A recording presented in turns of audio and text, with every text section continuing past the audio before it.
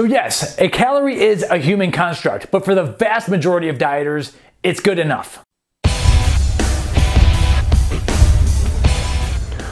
Welcome to Price Plow.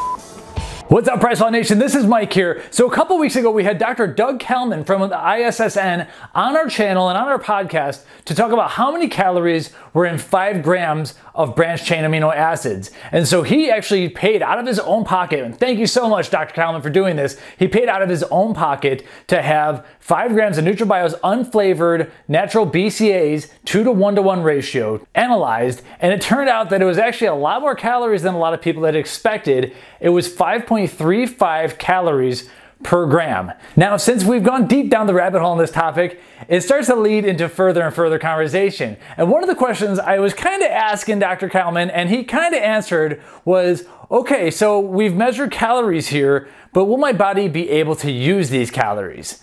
And the answer, long story short, is yes. But as always, there is a big "it depends" situation here. Now, before we go into that conversation, first we gotta talk about what exactly is a calorie. Because after all, a calorie is kind of just, it's a made-up term based upon made-up measurements that a bunch of scientists made up. And so if we take a look at it, and there's a couple of different ways of writing calories. So let's get into the big calorie versus small calorie thing first. First off, a small calorie with lowercase c, small calorie, this is the amount of energy that it takes to take just one small little gram of water and raise its temperature 1 degree Celsius. And so it's not very much energy. It's just, that's what you call the small calorie, the small lowercase c.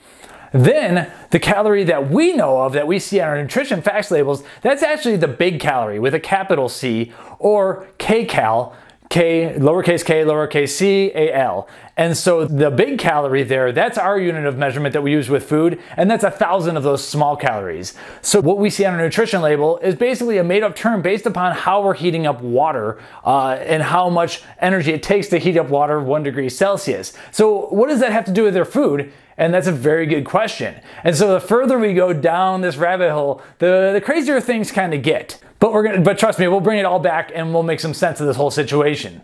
So effectively, Dr. Kalman explained how we measure these calories, and this is really the more important thing. Rather than defining what a calorie is, let's talk about how we actually measure calories in our own food.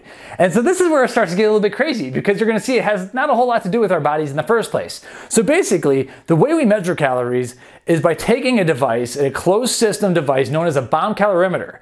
And you pretty much put your fuel or your food or whatever it is that you're measuring into this little thimble with a bunch of oxygen that you could ignite.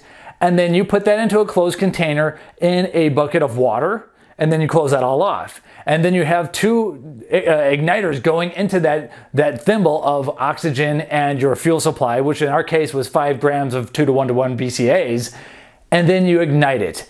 And what we're actually doing is we're measuring the amount of heat that comes off of that reaction process from igniting some portion of fuel, and how much heat it takes to raise the temperature of the surrounding water, the water surrounding that thimble, by 1 degree. So basically, we are taking all these made up kind of terms and made up things, and we're deciding what a calorie is based upon how much heat is given off when we explode some stuff in a thimble. And so that leads us to wonder, what does that have to do with food and my body? I mean, after all, by that definition, the paint on this wall back here has calories. But as we know, eating it probably isn't the best idea, and I'm probably not going to be able to get a whole lot of nutrition out of it. And so that's where we started having some good conversations on the YouTube comments there. We were talking about, yeah, okay, so we got 5.35 calories per gram of BCA here. What does that mean? And am I really going to be able to get 5.35 calories of energy out of this? And so you've got to realize we're dealing with made up terms, but in this case, to me, it really is an "it depends" situation. And so what I'm going to say first is that we are already way into the weeds here. For the vast majority, time and time again, if you take a dieter who is just on a standard Western diet, and you put them onto a diet plan where they're tracking their calories closely, they're using a food scale, they're tracking their calories closely with MyFitnessPal, and you put them in a slight caloric deficit based upon what you see on their basal metabolic rate, they're going to lose weight. It doesn't matter if they're low fat, low carb, balanced diet. Obviously, I think we all have our own preferences and it might be genetic and so on and so forth, but time and time again, it doesn't matter who you are or what you're doing. If you are a hawk on that food scale and you're just nuts on that MyFitnessPal and you track and you monitor and you know how much energy you're spending and you eat just a little bit less than that, then you are going to lose weight. And so for that reason, the whole definition of calorie is good enough because it works for the vast majority of people out there. And so when we start arguing about, oh, is this truly calories? Are these branched chain amino acids going to get used the same as, some potato starch or something like that? You're already going way off, and I think it confuses a lot of dieters because nearly everyone is going to have success if they just follow it, that calories in versus calories out method. However, and it's a big however, things do start to fall apart depending on where you are in your diet life. And so I like to think that there's a lot of different modes of living. There's a lot of different ways that things can be affected. And so to me, is that same 5-calorie substance going to work the same in my body as it is in someone else's? Chances are it's not. We have a very good estimation based off of some heat science and everything, but it's an estimation still. And so to me, the questions are really, are you male or female? Because I have a feeling we have different types of metabolisms just between the males and females. Are you a natty or are you enhanced? Because I've seen some enhanced folks take down some calories that would make me obese. Meanwhile, are you in ketosis? Or are you just on a standard Western diet, like kind of in glucosis? And if you are in ketosis, how deep are you in ketosis? Because as we've seen with me in the past, when I get way deep into ketosis, the calorie equation just simply completely falls apart. And so for me, for instance, when I'm on a very fat adapted ketogenic diet, I need 3,000 of these calories based mostly upon fat in order to maintain my weight. But when I'm on a regular Western diet, doing the same type of workout, doing the same kind of activity, same amount of work at my desk and everything, it's 2,600 calories. So being on a different style of metabolism kind of changes things for me.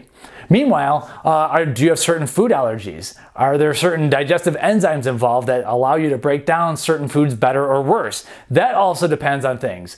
And so for instance, if you take a bodybuilder who is down sub 8% body fat and you tell them, oh, you don't need to eat the brown rice and broccoli every day. Why don't you just have the same amount of calories as, with some white potato, for instance, and some asparagus?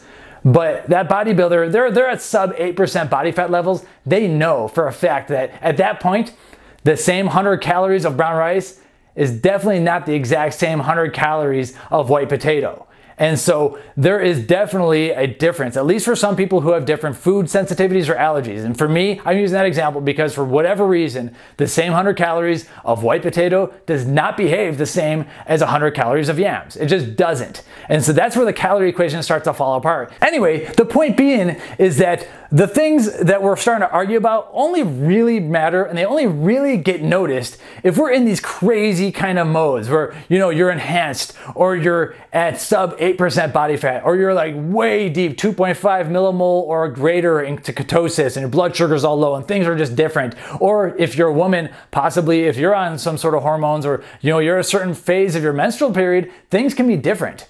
But getting back to the argument at the end of the day, time and time again, the calories in versus calories out equation works, at least if you're not in one of these crazy kind of modes. And I don't think we're going to come up with anything better, even though that was kind of the discussion on YouTube. Can we come up with something better?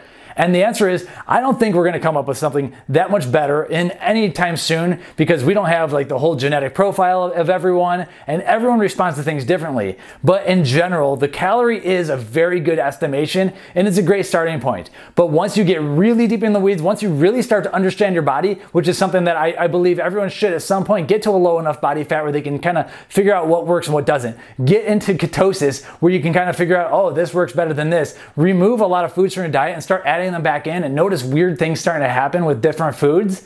Then the calorie equation, you can kind of ignore certain things. But for the standard person, talking about calories is very important because that's the first step. After that is macronutrients, keeping protein high enough, then you can make a choice on low carb versus low fat, etc., etc.